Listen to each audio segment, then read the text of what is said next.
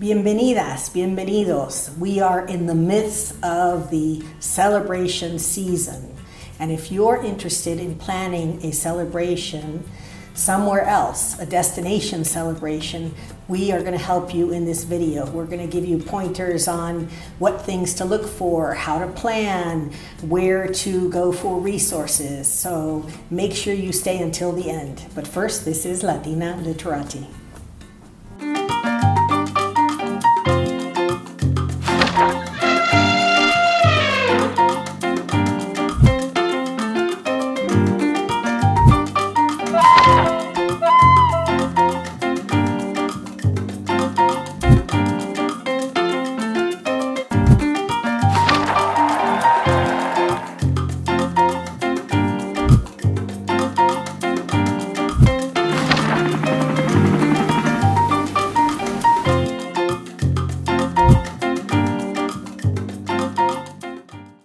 As you're planning your special celebration, whether it's a birthday party, a momentous occasion, a family reunion, a renewal of vows, and of course the most popular are destination weddings, think about where would you like your special celebration to take place. For most people in North America, Mexico is the place to party.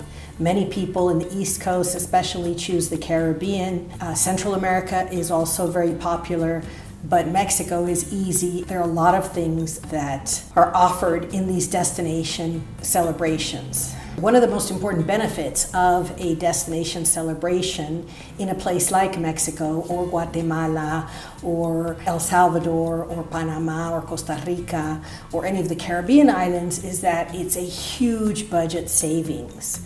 More or less, depending on how big you're going and how many guests you're having, you can expect to pay half of what you would pay for a celebration in the United States or Canada if you're willing to plan it and celebrate in other countries. There's just more bang for your buck for lots of reasons. So that's definitely something to keep in mind as you're looking at different places. If you've never been to the place where you would like to celebrate, if you don't speak the language, if you don't have family or friends on the ground, then I highly recommend a party planning coordinator, someone on the ground who can help you contract with vendors, ensure that your celebration is exactly as you envisioned it. It will be far easier if there's someone on the ground making sure all the details are in place before you get there. When you're planning a celebration, whether it's in another part of the country where you live or it's in a new country altogether, it's really important to give your guests, those that you are inviting, time. So if you can send a save the date a year ahead of time, 9 months, 6 months at the very least ahead of time, that is the most considerate. Why? Because people have to ask for vacation, they have to make travel plans, they have to put things on hold, make a space to celebrate with you at your destination of choice. And so you really want to be considerate and give them as much time. And this kind of dovetails into another detail that I want to mention to you, and it is that more or less, at maximum, usually half the people that you invite will be able to travel for lots of reasons. Other obligations, budget, whatever. There can be lots of reasons why your friends and family can't meet you at your chosen destination for your celebration. So there are a couple of ways to approach this. The most efficient thing to do is to save the date, to send a save the date, and ask if they think they'll be able to come. So let's say that you send 100 save the dates, and 50 people say, wonderful, I'm going to make it, and 50 people say, can't possibly, so sorry. Then you may have another 50 people that you may want to then send save the dates to. So that's kind of the A-list, B-list kind of approach. Or you can simply send to 150, 200 people, however many people you have on your list, but know that up to usually 50% will attend, although sometimes it's as little as 10%. It just depends on people's situations and their abilities to travel. It's crazy that very few people in North America actually have passports. I think that it's now up to, 12, 15%. So even going through the process of getting a passport to go to a destination celebration may be too much for some people. But be considerate and let them know ahead of time, so if they need to get a passport, they can do that as well. Remember, you are asking your family and friends to fly to a destination to celebrate with you. And so you really want to make them feel special. You want to ensure that there are little maybe welcome gifts or baskets in their rooms. You want to ensure that you have an itinerary waiting for them, given to them, so they know what activities you've planned. And you should plan some activities leading up to the event and maybe even after the event if you're there after the event. So they're able to plan their free time because they can choose what activities they want to attend and then make their own arrangements for other activities or tours. We attended a quinceañera, a 15th birthday party in Hawaii last year, and we made a video on it. But they were incredibly considerate in that they had organized not just the hotel stay, but also volcanic hikes and beach visits and touring local markets with tour groups and groups of visitors as well. So that was really, really nice to be able to know that there were specific activities planned, and then we were also able to organize things outside of the planned activities. So I really think that's the best approach. So when you're sending out that save the date, in most situations that's going to be an electronic save the date. And so there are many platforms in which you can save the date and also have information on the event where your guests can RSVP, let you know if they're going to attend or not. And also you want to be really caring and sensitive. So you want to ask about any dietary restrictions, whether or not the entire family is invited, or are you just inviting a +1? What's included in the invitation? Do they only have to pay for plane fare, or will they also be expected to pay for their stay? Because that may make the choice for a lot of guests, how much they're expected to pay to attend this special celebration. What activities are included and what activities they may have to pay out of pocket. All of those details should be in some format easily readable so that your guests can make the decisions that they need to make to attend your amazing celebration.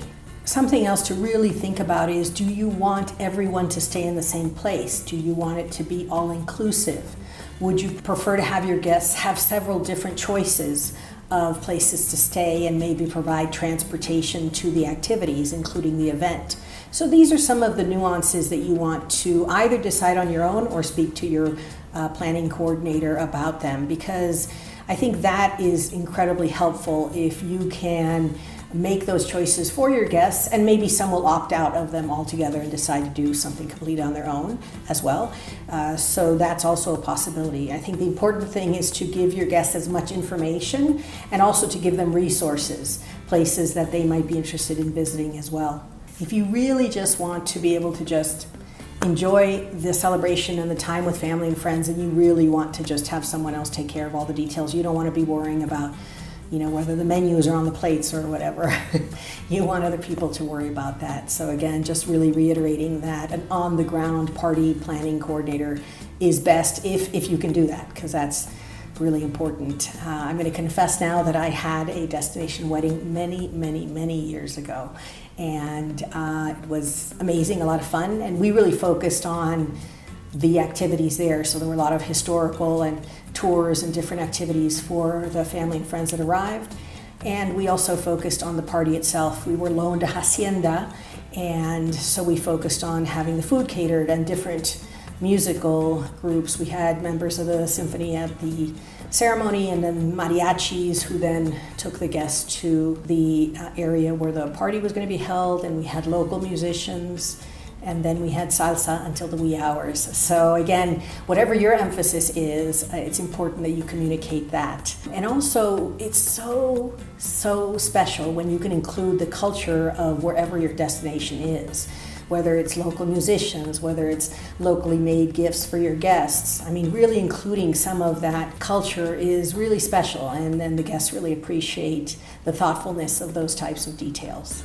With all the new rules that have come into place, I would definitely recommend looking into, perhaps if you were thinking of a destination wedding, definitely going down to your local courthouse and finding out what the requirements are for just a simple civil wedding before you go to your destination wedding, just because There are a lot of requirements in a lot of different countries that are very different. So if you're already married, then you just have the ceremony and the party, of course, at your destination, and you don't have to worry about the legal nuances of the marriage certificate and all of that sort of thing. Since that first destination celebration so many years ago, we've helped lots of people with celebrations in different parts of the world and have enjoyed them and really think they're a fabulous way to mark special occasions.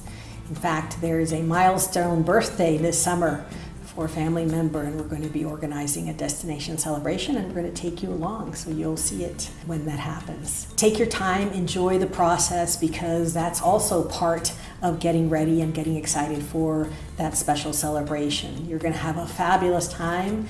Highly recommend it. You expand horizons, learn new things, meet new people, see new places, and there's nothing better. So on to my favorite part of the video, the book recommendations.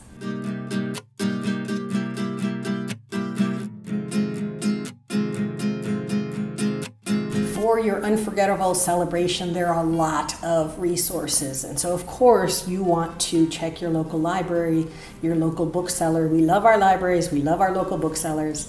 And so we will always link below books that we recommend so that if you'd like to purchase them new or used from independent booksellers, you can do that. The first book recommended today is Sustainable Event Management. So what does that mean? The whole process of planning an event, of course, has a footprint, a carbon footprint, and how can we diminish that? So things like no waste weddings and parties are really popular right now. So helping your planning coordinator, or if you're doing it yourself, understanding the process and understanding where you can do away with the imprint is huge, because parties do have an imprint. And so this book, highly recommend it, because I think this is important, and it's important. It helps you understand the process of how putting together an event, celebration, and the way that you can make it greener. The second book we're recommending is The Checklist Manifesto, How to Get Things Right. This is a really interesting author because he's a surgeon, and so he started making checklists for everything and saved lives doing it. And so this really transfers to everything. If you have checklists and you can edit them as you need to, and they're ongoing for your event planning, then that really is helpful. It is, of course, helpful for you and for the event coordinator. Aside from the vision board that you're going to give him or her, what is it that you want? What is your vision for the event? A checklist would be huge in all sorts of areas that you may want to ensure details are covered. So I am sure that whatever event you'd like to plan, whether you stay where you are or you find a destination to celebrate, will be wonderful. And so we wish you all the best in your celebrations throughout the year, but especially in this time of celebrations. So thank you so much for joining us on this joint journey. We would love you to subscribe to Latina Literati. And we would love to hear from you. Where are you going? Where are you celebrating? What are you reading? We would love to hear from you. As always, con mucho cariño, mucho salud y mucho amor. Gracias.